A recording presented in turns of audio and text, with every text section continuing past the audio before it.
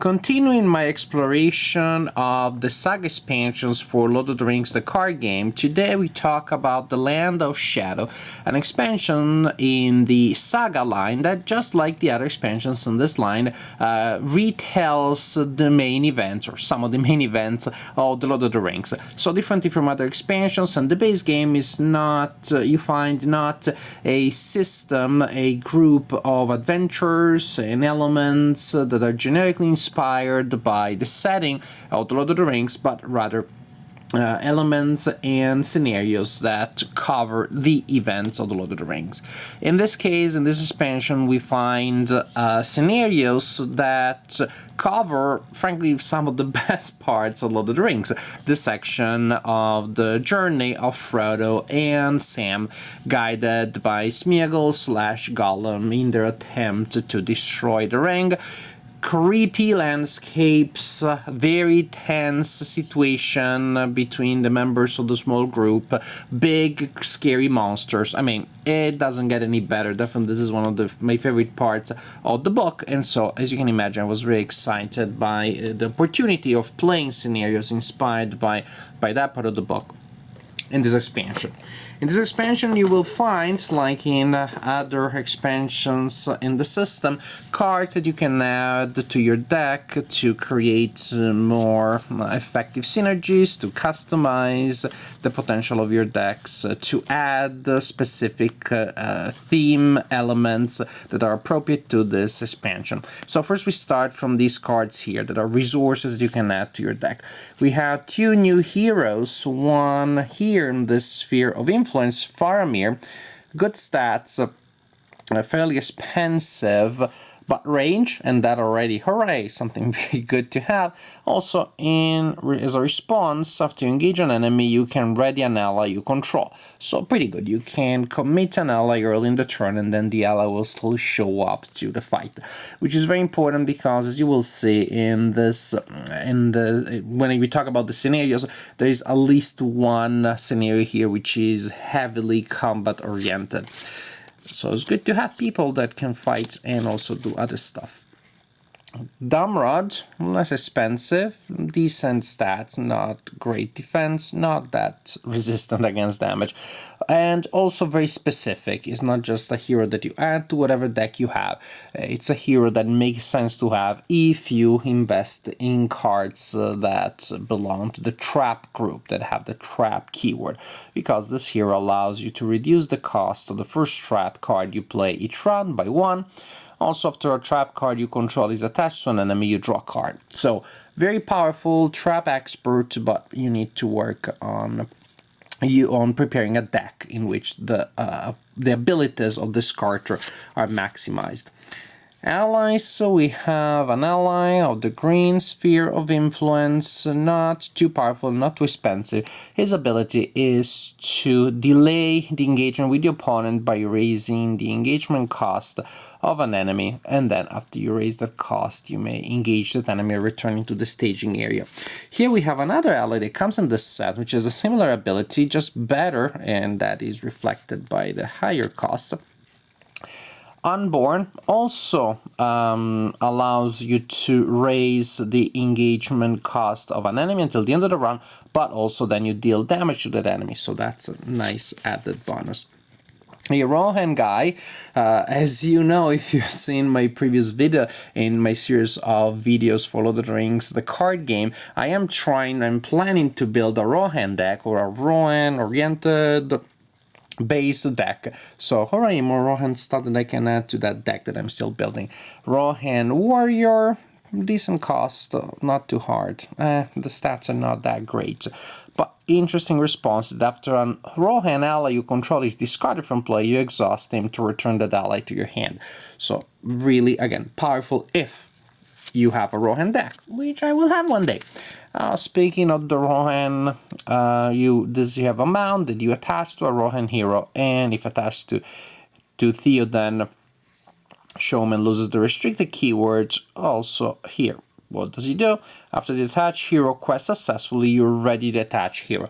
This is similar to other effects that mounts have in this game. Usually they allow you to do multiple things because you're faster. You can show up in several places at once, and so this follows those lines.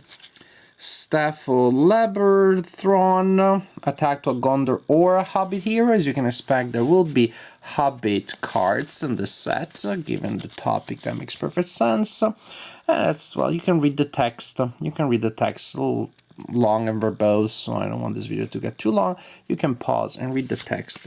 Same applies for this Hobbit or Ranger card here. But this is interesting. If nothing else, I want to talk about it because of the very impressive illustration. It allows you, well, taste it again. After a hero you control defends an attack made by an enemy with engagement cost higher than your threat, ready that hero, and until the end of the phase, the hero gets extra power in the attack. So the hero is mad and gets to attack again. And you can imagine the situation, you know the situation that inspired this card. Overall, a nice mix of cards. Some are very specific. I couldn't figure out ways of really maximizing their power just yet, but one day, when I have more Rohan cards, I will. But definitely I enjoyed having this guy in my group. I experimented with them, so good stuff. As for the scenarios, we have 3 of them. The first one is called The Passage of the Marshes.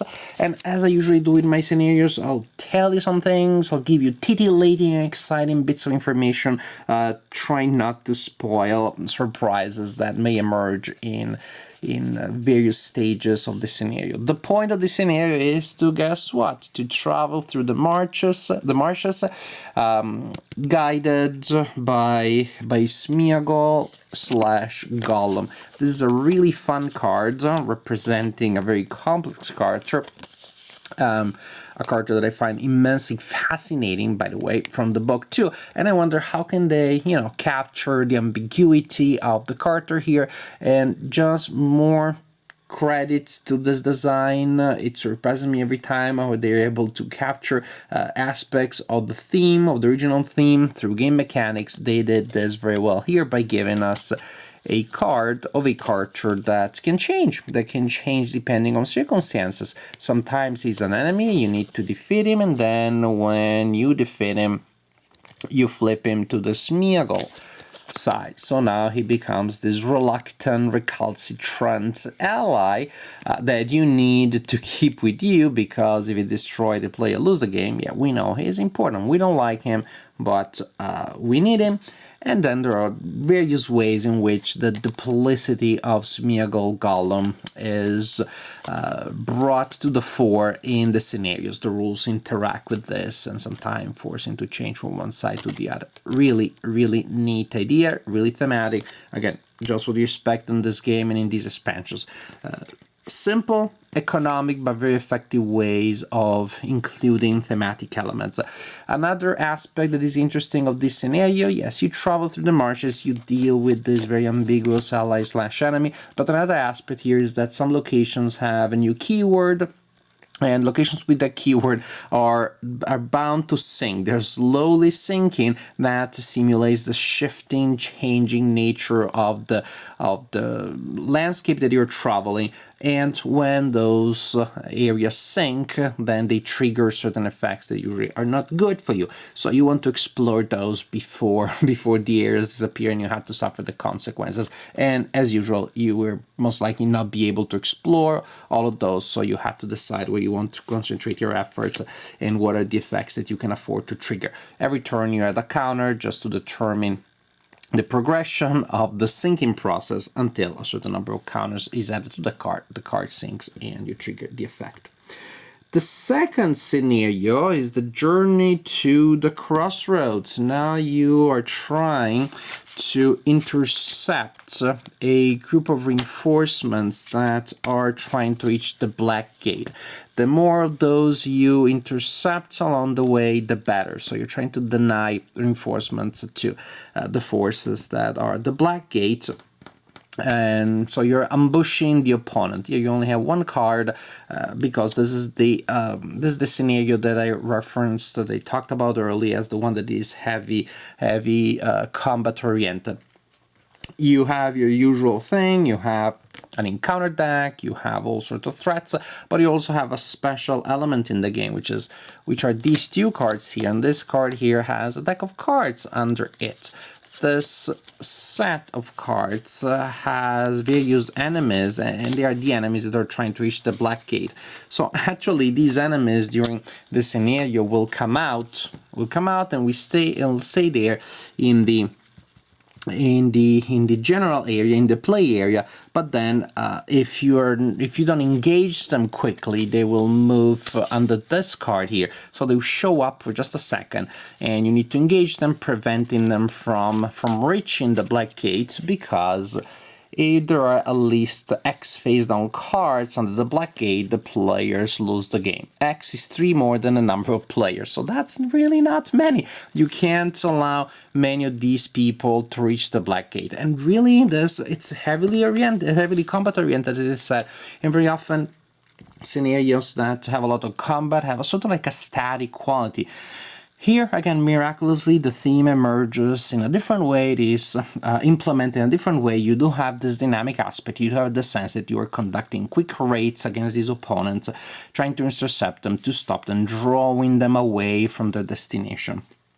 So you will have a lot of combat, but it has a dynamic quality. But in any case, you really need to have some strong fighters here. Do not waste time sending in, I don't know, Pidgey or Rattata or Whittle. You need to send in some really heavy hitters, maybe Tauros, maybe Pinsir. So you have to take that into account. You need strong fighters. As for the last scenarios, it is the one about Shelob's lair, and I'm not gonna tell you too much. I don't want to give you too many spoilers. Suffice to say that it is what it should be. You have creepy landscapes, you have claustrophobic setting, you have all sorts of enemies that are coming from all directions, and you're trying to leave them behind. And of course, you have the big superstar, the big drama queen. You have Shelob that you have to deal with.